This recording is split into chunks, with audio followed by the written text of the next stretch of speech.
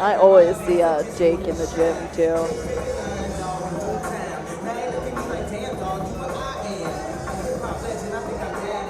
Well, grappling is my area of love, so. And when you have the cage to use, it does make takedowns a little different. I would say you can't ask for a better commentary duo for a grappling match, frankly. The only thing that would make it better is if Andrew Bittner was here. Yeah, so you have 8 minutes on the clock for this one. They can utilize the cage for takedowns, which I've seen at other promotions before. Can make for some cool takedowns when that comes into play. So this just ends up being a super fight, but still, this could be a really good notch on someone's belt. I mean, I hope somebody's making some money off of this. The person who didn't make weight, of course. I hope they're making money at least. Right. Well, you get paid when you make the weight, and then you get paid again if and when you win. That's true. And hopefully that doesn't change just because it's a grappling. And Cromartie just sits right to guard immediately. Looking for a calf slicer right here. Valdes back steps and able to avoid that. But that was a really close attempt on that calf slicer. So Cromartie clearly has some knowledge when it comes to leg locks. And then immediately works his way over top trying to look for the back of Valdes. Yeah, Cromartie coming from that Muay Thai school versus a Team Rockeye, I would have thought he would have been the less experienced grappler. But I was not expecting that when he pulled guard. I was like, what is happening? And then goes right in for a leg lock. A man after and my it was own good, heart. too. It was a very good calf slice attempt. If Valdes didn't move right when he did, it could have been dangerous. Now here, not under the chin, and unlike MMA, you don't have the strikes to worry about, so less likely to get the finish from that. Valdes has to work his way up. Yeah, people play hyper defensively in mountain jiu-jitsu. And that was a good job using that to stand. He's going to try and roll Cromartie over that left shoulder to get his back on the mat. Cromartie is kind of great finding the leg, which scares me because sometimes you could see a knee blow out from there. I don't like when they hook the foot behind the calf from that position. I don't either. I don't even let my guys do a lot of outside trips in training just because I don't want. Because you don't trust them. When we train it, we have to tell them, like, you just put your leg back there. You do not engage the foot. Yeah, I can't trust them. And in a position that could be dangerous in MMA due to strikes and knees, Cromartie doesn't have to worry about that and just drags Valdes off the cage for a beautiful double leg. I was unfamiliar with Cromartie's grappling, but it's very technical. Yeah, for real. I mean, I've commentated some MMA fights, and it wasn't like his approach was all grappling heavy, but he's done a great job in this match of establishing himself as the stronger grappler so far.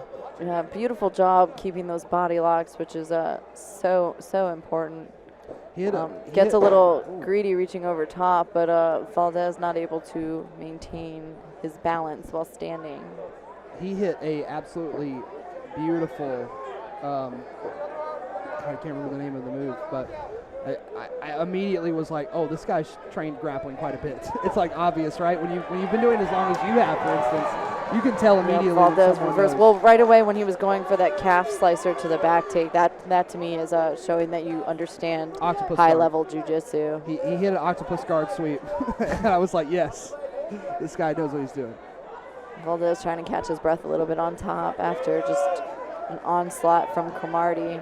But he's in a good position here. Cromartie doing a good job framing on the knees.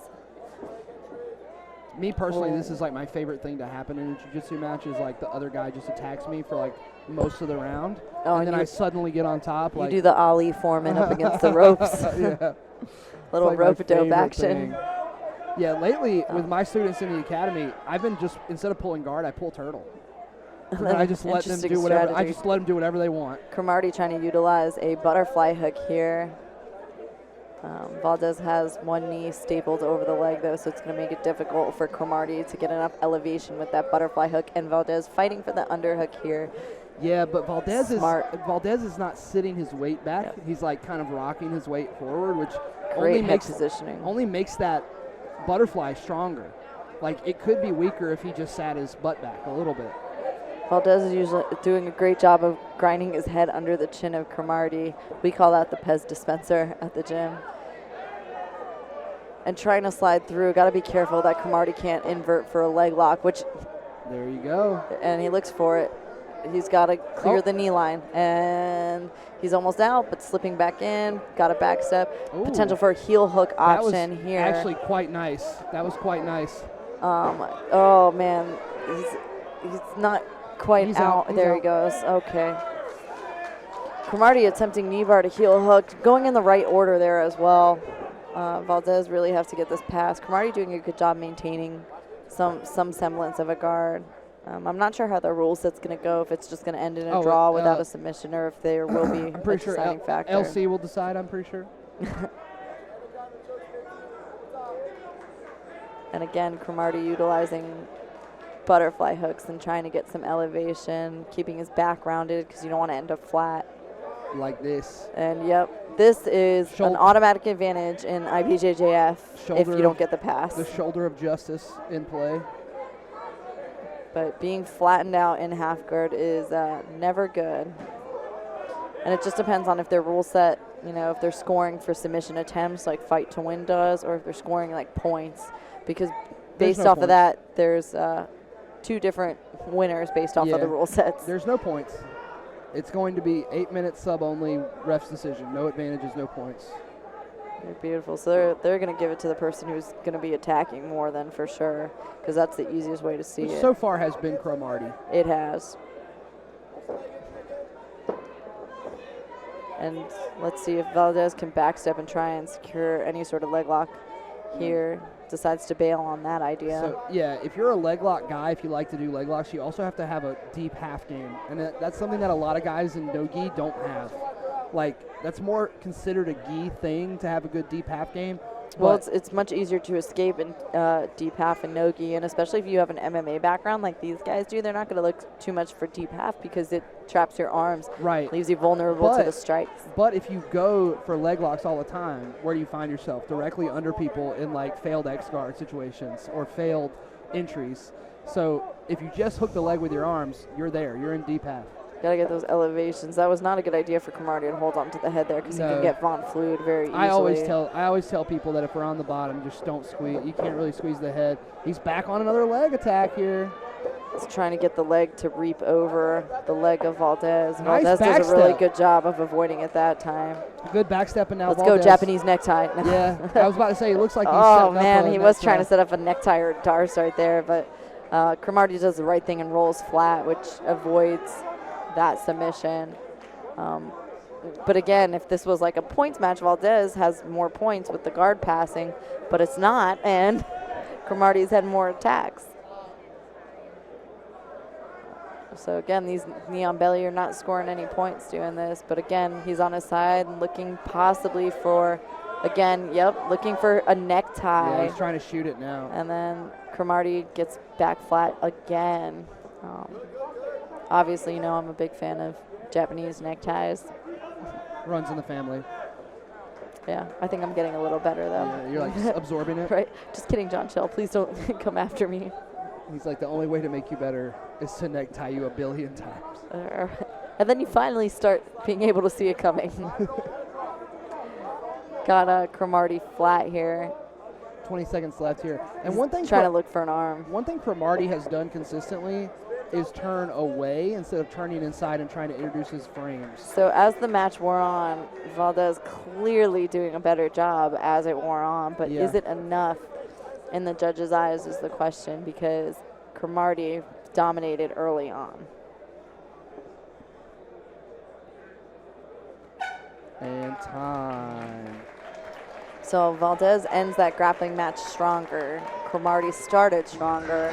Certainly started in a big, strong way. I know these guys came from a long way away, all the way up in New Jersey for Cromartie. So the fact that they were able to still have any sort of contest.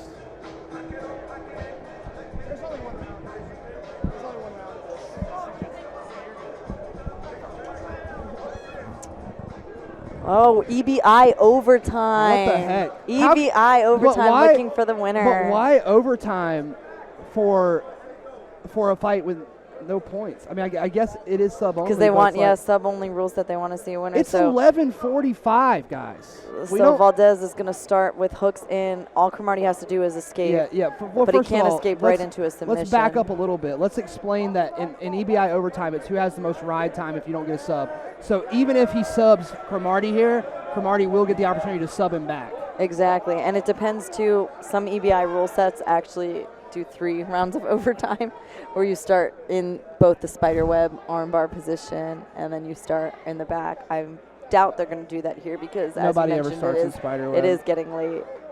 You know what they could do that make this easier, make this more fun to watch though, is they could add strikes. No, they could add 50-50 to the choosable positions. Somebody getting kicked in the face with that one. But if you're good at getting to saddle from that 50-50 position, it's done. They have really good ride time here from Valdes. He's able to keep that in. All Cromartie has to do is just even come up in the guard. If he loses the back and doesn't have a submission in play, the round is over. That was interesting. So I guess he maxed out. How long? I think that was a minute or 2 minutes, one or the other. Yeah, it was a minute. Well, they're trying to wrap this up. I've never seen just a minute. They shouldn't have gone to overtime. If you wanted to do a minute, don't go to overtime. How about that, guys? Yeah, a minute's a very, very short amount of time to work. Valdes just has to, honestly, if he just escapes really fast right here, it's going to be over. So I would be fighting like hell to get out, because otherwise you're going to end up in double ties again unless Cromartie is able to secure the finish. And he seems to be doing a really good job locking that up.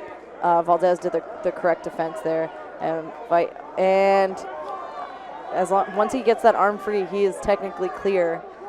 He's just in danger of a submission here, so they have to allow that to go.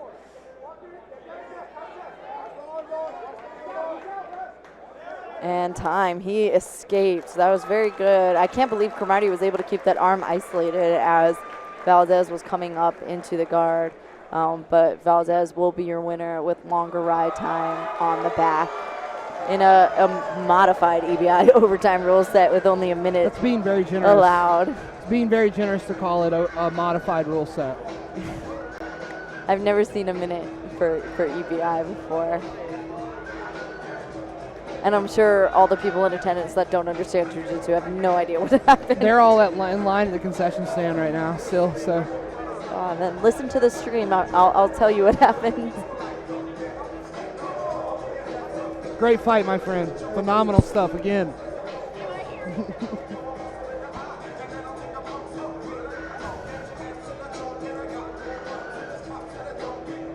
Well, at least we gained that hour back tonight.